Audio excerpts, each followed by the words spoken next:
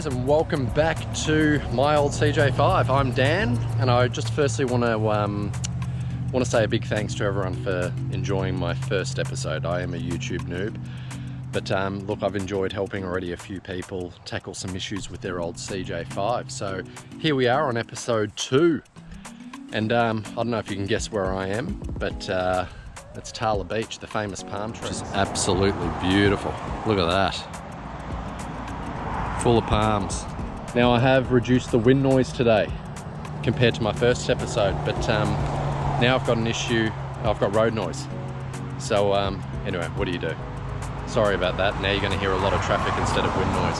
So I even picked a day for no wind to record this one.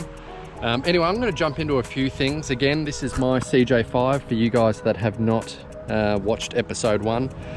It's a rustic old 1974 CJ5. So this will never be fully restored, just letting everyone know. As I mentioned in the first episode, I'm going to keep this the way it is. I don't want to go chucking bucket loads of money at this car.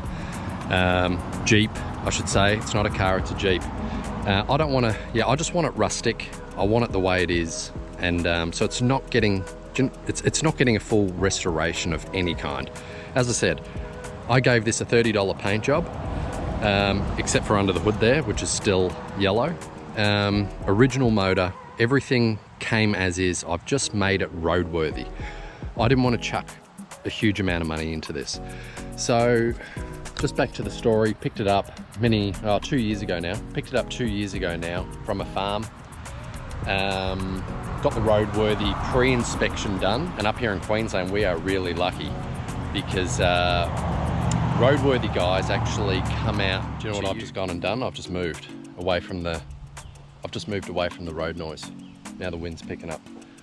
Anyway, what I was saying is we're pretty lucky up here because Queensland, we actually get the roadworthy guys. You can get mobile roadworthy guys out.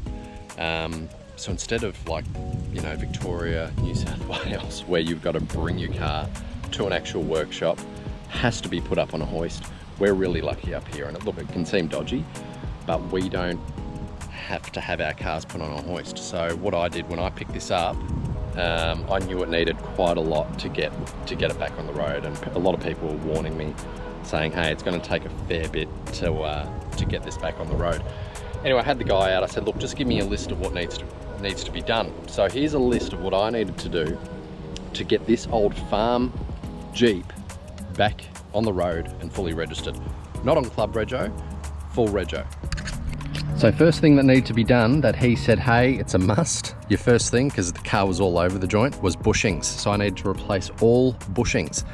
I did have someone come out and actually do that for me. That was when I first got the car. I didn't know anything about cars, but I had the bushings replaced. So I actually was able to pick those up at Repco. And so those of you that don't know, bushings go within the eye of your leaf springs and all the leaf springs throughout. So you need one up there, one at the rear, so 3 at each end on each side.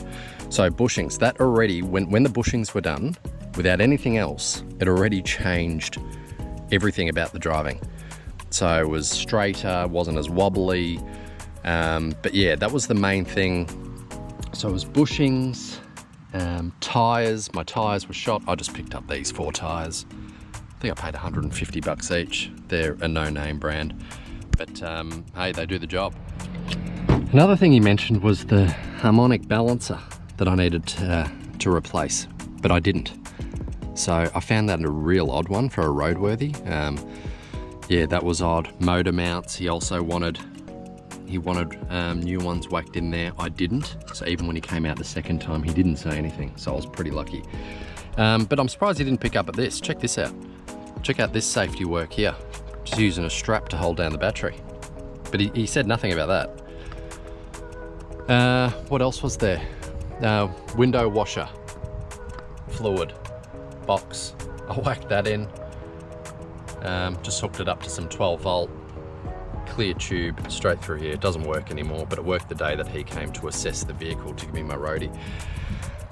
But he just came out once. So he came out once, to give me the list that was needed, and the second time he just signed it off. I was actually blown away because I thought there's no way in hell that this is going to get approved to be on the road. And mind you, this is before I started any other work on the car. But I think that is it. I think it was tires, bushings, brakes. The car was pulling. Now guys, if your car is pulling, and this is one thing I was so confused about, whenever I'd press on the brakes, it would either pull to the left or pull to the right, depending on the weight in the car. Again, these cars are light, so any weight that's in these cars, you really get that, yeah, it sort of outweighs the other side. So if I'm driving with another passenger in the car, I can really see if the brakes are off. Anyway, even the rego guy said, oh, it's pulling to the left and then it's pulling to the right. I thought it was just brake adjustment. What it was, and if anyone's experiencing a pull to either side, that side's working. It's the other side you've got to worry about. So if it's pulling to the left, you need to worry about the right. So that's what I learned. I spent days working on the side it was pulling on. Stupid me, but I ended up figuring that out.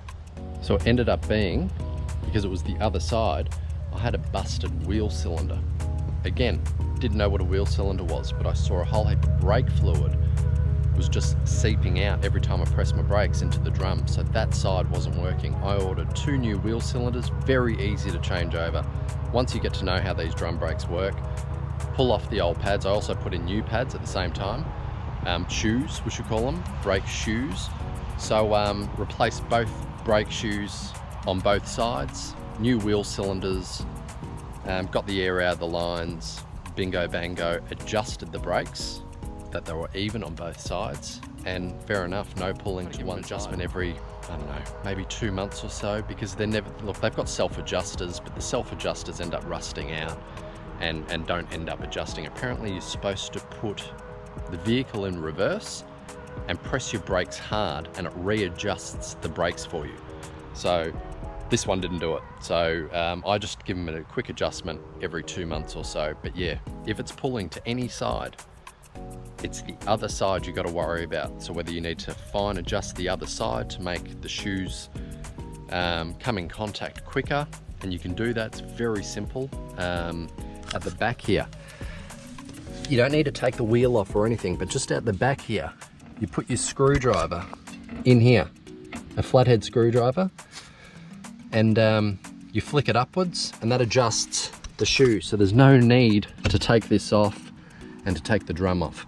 So it's quite simple. So another reason for today's video is I spent the weekend doing a little project.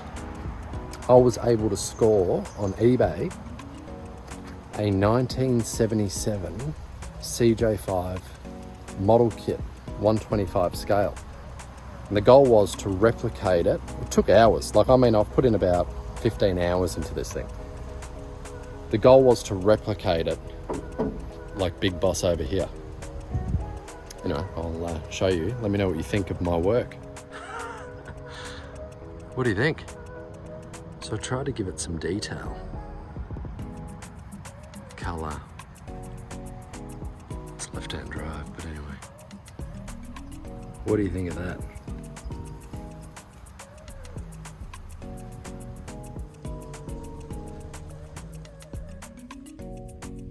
Huh?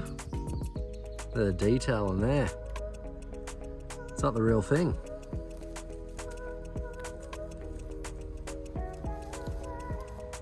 Underneath the detail. Looks exactly like the real thing.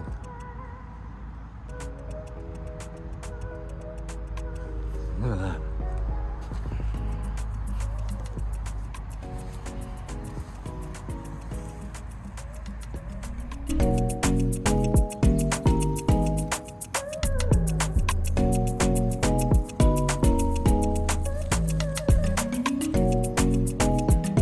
Guys, onto carburetor problems. There is one thing I had an issue with. Again, I changed this to a 3236. I'm going to call it a Weber. People say Weber, Weber, Weber, Weber. I'm going to call it a Weber. 3236 runs great under throttle. Everything's fine. The second I go downhill, or if I press my brakes, the car was stalling. That confused me. I didn't understand what was going on. I understand that these normally need a fuel pressure regulator. Weber takes, I think it's about 4 PSI.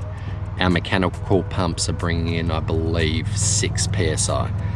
So I thought, oh, maybe there's a chance that the pressure's too much. Anyway, I did some reading online. It was the float. Now, I do have this position the other way. So a lot of people actually install these the other way. So under acceleration, they would stall because the engine is flooding because of the float. There's too much petrol in the float bowl over here. So simple fix. I was dreading it, but it actually wasn't too bad. Right under here, you got 4 little bolts, and it takes everything off, and you get access to the float bowl. And I adjusted the float. I didn't look at any instructions or follow any guidelines. I just bent the float a couple of millimeter. And since then, going downhill, the stalling has stopped. So it was flooding. As I went downhill, this was flooding into the carburetor, and it was stalling it, or at least the RPMs were dropping bad. Anyway, so it's fixed now. I did that last weekend. Yeah, so do that. Anyone got trouble with float issues, etc., that's what you need to do. Now, I spoke to you about this housing on the last episode. So I replaced the radiator, 160 bucks, eBay. Look at that there. Zip ties. Do you know why? This side, the bolts fit on perfectly. No issues. This side didn't reach. So I've used zip ties. Seems to be all right. Yeah, seems to be fine. But anyway, whack this in. I told you the story last time. If not, watch the other episode about what issues I faced once I put this in. But gaskets, guys. Jesus, 5-6 times I replaced. It kept leaking. And you have to wait 24 hours. You use a gasket sealer, you have to wait 24 hours for it to seal. Otherwise, it will leak. I used a paper gasket, and on both sides of the paper gasket, I used Gasket Maker, RTV, high temperature quality stuff. And yeah, it just kept leaking. Anyway, on the 6th time, I bought a new housing. And the reason I had to buy a new housing was because I wanted, as much as I can cut out my own gasket, I wanted the original gasket that would come with it. And up here in Australia, wherever, I just can't find the gasket for that model. So I ended up buying the whole housing that came with a gasket, whack that in. So if you're ever replacing your thermostat or your housing or whatever, get a proper gasket. I kid you not. I couldn't drive this for a week because every time I did it, which was every day for 5-6 days straight, you have to let it rest for 24 hours. So yeah, my advice, get a new housing, new gasket, if ever you're going to change that thermostat or do anything here. Because since then, since the new housing, no issues, gasket sealed, no leaks. There's no leaks anymore. So to go over more of my dodgy work, check out the exhaust manifold. See if you guys notice a pattern here. What do you think of that architecture there? Huh? Tell you what happened. I had the car for about 2 weeks, and I thought something blew up. Driving along, and I hear bang, bang, bang, and every time I put my foot on the throttle, bang. I don't know if anyone else with these AMCs have the same issue, but I've seen a few things and a few people talk about online.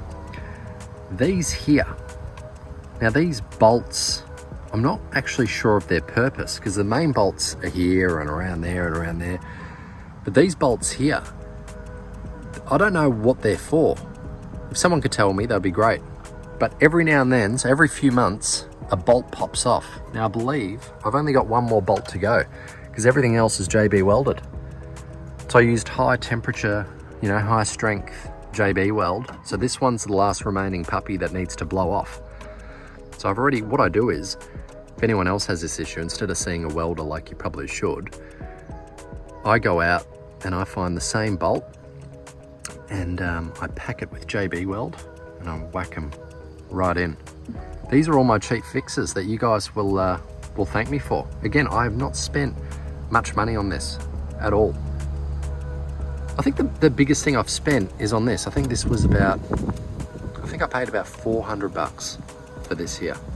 But everything else, you know, as I said, I just try and repair it the easy way. Sorry, I have bought an expensive drive shaft. I'm just thinking about that. That was a pricey drive shaft. But yeah, so JB Weld in here, that took care of the exhaust leaks. So that's gone.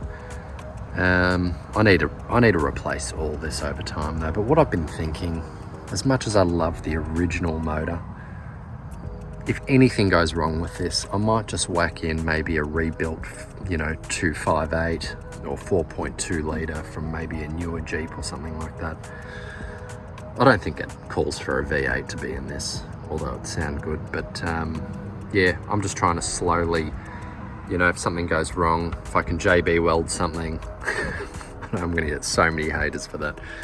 But as I said, you know, in the last video, it all works. So, and let me tell you, especially lately, because this is my daily, I've been whacking on I've done a fair few thousand K just in the last few months on this. So, I'll tell you why it's been really important for me to work on this Jeep. It's actually become, in a sense, my daily. And I'll tell you why. My daily is actually a 2017 Mustang GT, and 2 months ago I had it parked on the side of the road and a drunk driver smashed into it. So that was my pride and joy, that car, as much as this thing. But it was my pride and joy, and I sat down. I actually parked the car at about 4 or 5 o'clock in the afternoon. I said to my other half, I said, something just doesn't feel right. I said, I feel like my car's gonna get swiped. Anyway, fair enough. 2 and a bit hours later, and I'll put some footage in here. Yeah, 2 and a bit hours later, I hear a huge bang, and I just knew, and I said out loud, I said, that's my car. So that happened 2 months ago, and yeah, it's sort of, I don't know, I know it's just a car, but it hit hard. So don't take things for granted when you've got nice things. So it's still currently in the workshop. And yeah, so I think I get that back in about, I don't know, hoping maybe another 5 weeks. So in the meantime, kid you not, this has actually become my daily driver. So, and I think that's why I'm now just spending so much time on it. You know, I'm used to driving a newer, nicer car every single day. And I'm just trying to get this to be comfortable. You know, you'll never get rid of that Jeep perfume, as we all like to call it, or a bit of that death wobble scare. But I have cured most of that. And yeah. Now, check this puppy out. Tell you why I got one of these.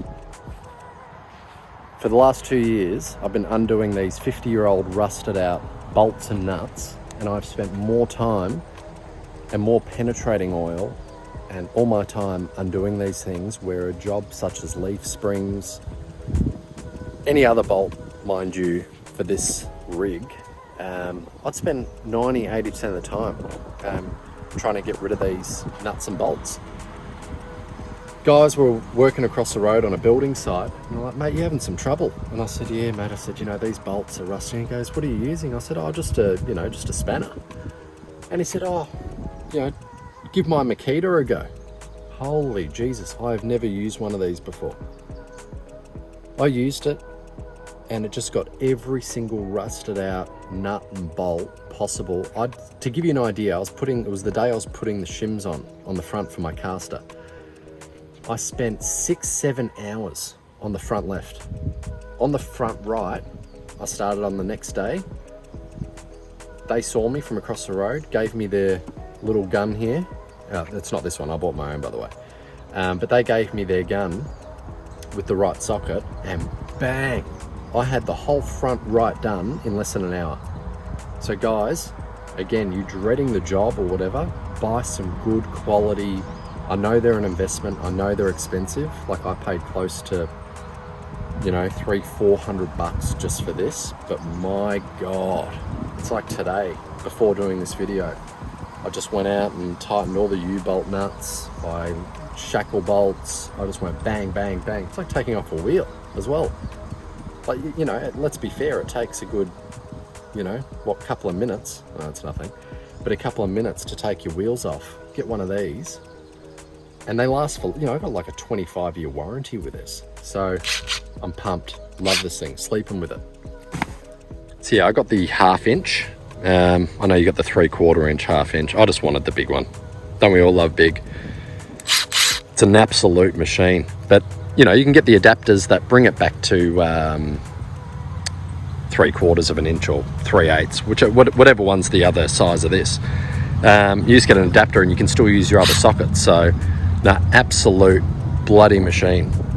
This is going to save me so much time because I am going to be redoing all my suspension. So I'm going to, because these are the original leaf springs in here. So I am going to redo it all. And, you know, I want to make the job easy. I reckon I could get it done in, I reckon 20 minutes aside for each spring. So what's that? A couple of hours and the job's done. But just, you know, it works on every single bolt nut in. Yeah, it's gold. And by the way, I'm not sponsored. Why would I be sponsored with a few subscribers and only a few views? Maybe Milwaukee will sponsor me next week. Now, drive shaft. That rear pinion has to be facing up this way with a double cardan. If you've got a normal drive shaft, this needs to be within 3 degrees of this, all right? Otherwise you get vibrations. And if you're running a stock drive shaft, not a double cardan drive shaft, make sure it is long enough. If it's long enough and within 3 degrees of each other, you should not have any vibrations. That's where I made my mistake. I just needed originally a longer drive shaft because that was within 3 degrees of this. So if you got a CJ5, you're getting vibrations over, call it 50 kilometers or 50 mile an hour, whichever one you want to work off. That's going to be your issue, right? What I did, I sort of did it the hard way, but I'm happy I did it. 8-degree shims, lifted this up. The shims, in essence, lift this up facing the transfer case. Got the double cardan drive shaft made. I had that custom made in terms of length and all that kind of stuff. I bought the yoke from Woody's, I believe, in the USA. Woody's drive shafts. Is it Woody? Got a Woody drive shaft? Something like that. Anyway, yoke nut, bang, whack that in. This bolts directly onto this new yoke. And drive line vibrations, mind you, absolutely gone. So I've got a leak here as well. And look at all that. That's leaking as well. But yeah, drive line, I'm telling you guys, that is your fix right there. And it doesn't take long. It does not take long. You just got to get that yoke nut off in here. There's 4 little nuts here, or your old U-bolts here. Take them off. It's honestly, it's a 10-minute job. So it looks daunting, but it's 10 minutes and no more vibrations. It's gold. Now my clutch cable from the last episode, I routed, which is this. Again, this is not a hydraulic clutch. It runs off the old clutch cable. I had this zip tied here, here, here, here, here. They need to flow freely. If you look at this, I've got this hanging here so that it doesn't drop, but this needs to flow. As you press the pedal, this needs to be able to flex and move. I changed my whole clutch, all because I zip tied this. That just shows how much of a noob I am and how much I don't understand. But again, I'm just going to tell you guys things that I found out. Maybe you guys wouldn't make that mistake, but I did. And it cost me a whole new clutch, but did need one anyway, so it's in. But yeah, if you're running a cable, let this flow by all means. Just have it hanging here. I've got it like that. And look at all that oil. It is full though. I do check it every few weeks. But yeah, I need to replace all the gaskets in there. And No radio? Check out this hack. Bluetooth speaker, JBL, 40 bucks. Hooks in up here. Take it off to charge. Has about 9 hours playtime. Look how rad that looks. Huh? Yeah, I'm not going to spend 200 bucks getting a, speakers and a stereo whacked in here. God. Just do everything the cheap way. There's still ways that you can do things in an affordable manner. I've got my music, it's right next to my ear. But anyway, it works. So, steering issues, as discussed last time. I did whack in the steering dampener there. That took care of a bit of bump steer. Again, bushings helped. I put in new drag link. I put in new tie rod ends.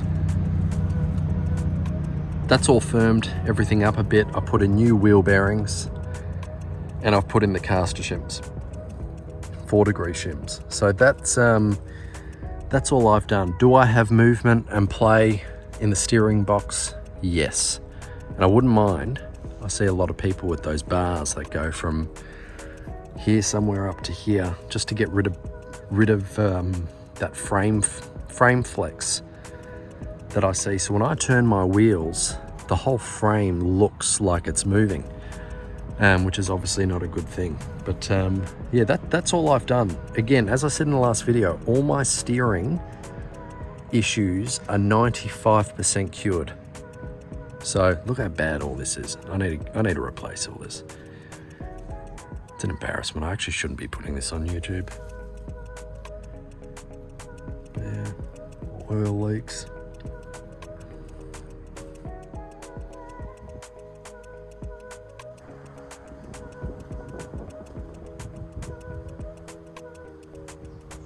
Anyway guys, today's episode probably wasn't too informative. Just run through a few things. I had a few minutes spare just to, I just want to say thanks for the first video.